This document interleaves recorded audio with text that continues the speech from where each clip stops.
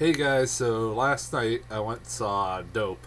I apologize for this being a day late. I kind of forgot to do this review after I got out of the theater.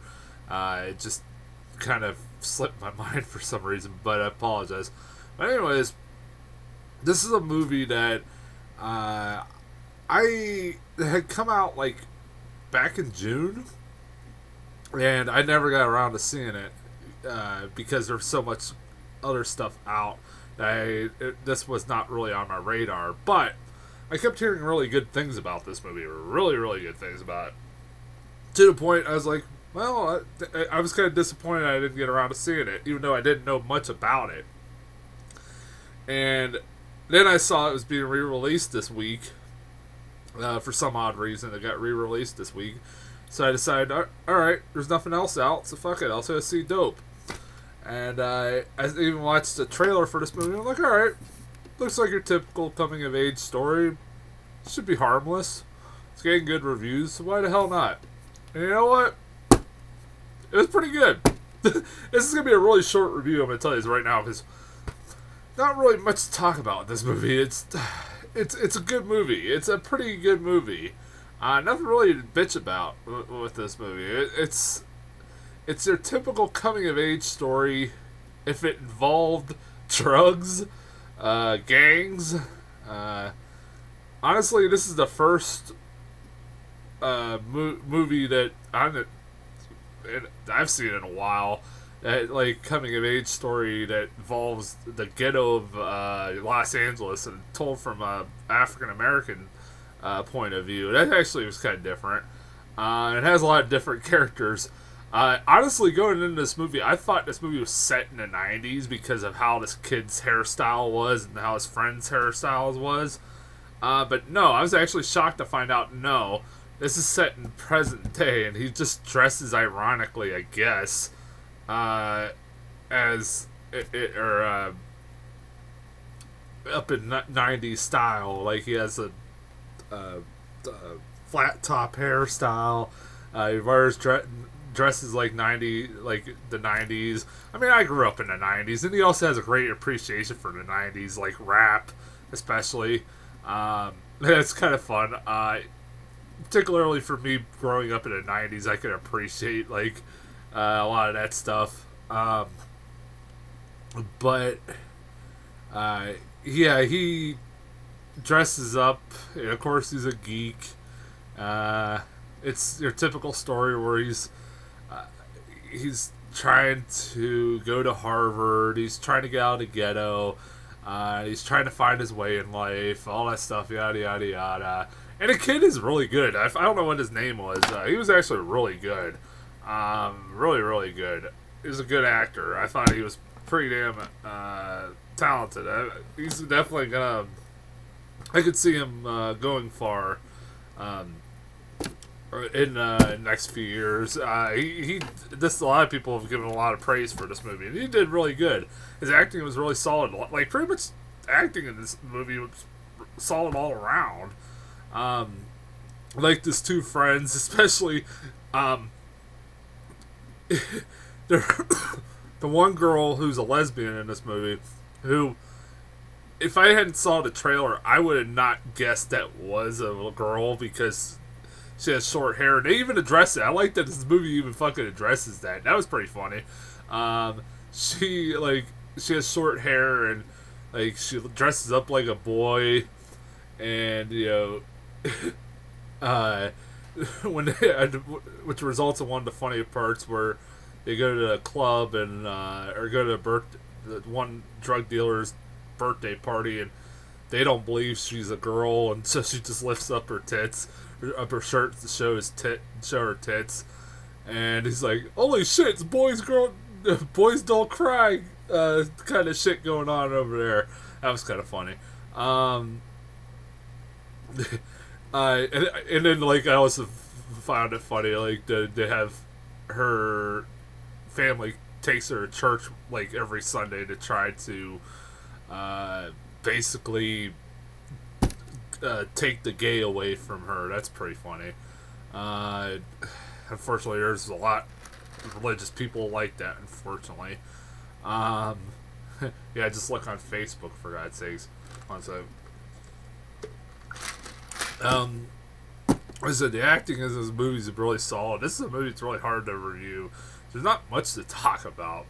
Like I said, it's a pretty good. Like I said, it's a good coming of age story, and it's yeah. I liked the movie. Like it was actually kind of suspenseful at parts. Like I was wondering how the fuck they were gonna get out of some of these situations, especially towards the end. I'm like, I mean, they get in some real deep shit, real deep shit. And like I like that basically at the end of the movie he, through his dealing of drugs and stuff like that, he basically gets into Harvard. That's kind of funny. Although at the end of the movie it is kind of ambiguous as to whether he did get into Harvard, but pretty much like the look on his face, it pretty much said that he got into Harvard. Also, like I was looking, I was like, I said, has this guy who made this movie done anything before? And then I looked it up, and I was like, yeah, he made that movie The Wood, the movie that I thought was The Best Man Holiday, like, or the Best Man when I first saw The Best Man Holiday. That's the movie that I saw instead of The Best Man, that I thought was the exact same movie. I swear those two movies are exactly the same fucking thing. They even star Taye Diggs, both star Taye Diggs, which is even pretty funnier, But yeah, he's done a few movies here and there, and I'm like, this is from the movies I've seen of his, he's always done a pretty good job. Sorry, and this movie was pretty good. It's one of those movies. It's like it does it's like between this and Straight Outta Compton, it's a love letter to '90s rap. I kind of like that. And although I recommend Straight Outta Compton a lot more than this, because I think that was a way better movie and more interesting.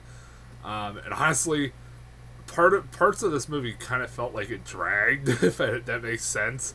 It felt a little bit. It even felt longer than in Straight Outta Compton, which is like 40 minutes longer than this movie. That should tell you something. But honestly, I'm not saying it was a bad movie or anything. It was just it kind of felt like it dragged in parts. Like I was like, okay, how more of this movie is there? Like I was like, oh shit, there's still 40 minutes. All right.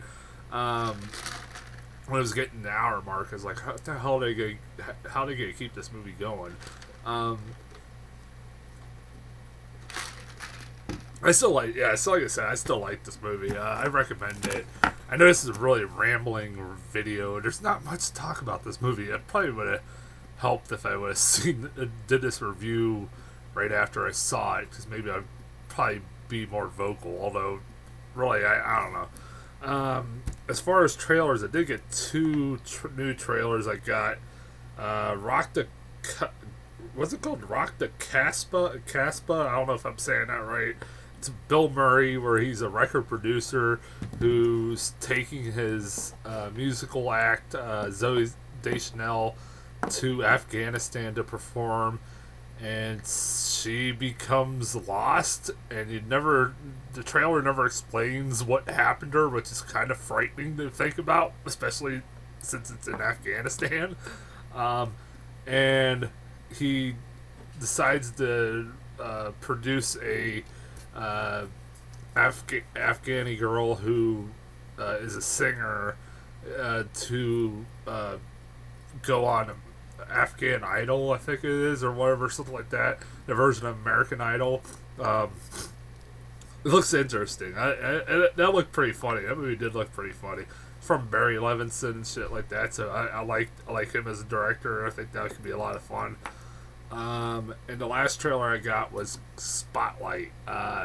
This is the movie that it's about the Boston reporters that broke the story of the Boston priest molesting kids and stuff like that, and the conspiracy behind it. That looks pretty good. It does. It's also Michael Keaton. What looks like he's his second attempt to try to get an Oscar after being screwed over last year. I mean, I hope maybe this will be. Although there's a lot of There's a lot of movies I can see that might overshadow him, unfortunately, including Johnny Depp and Black Mass and stuff like that. But yeah, it looks pretty good. This movie does look really good. I'm kind of looking forward to that one.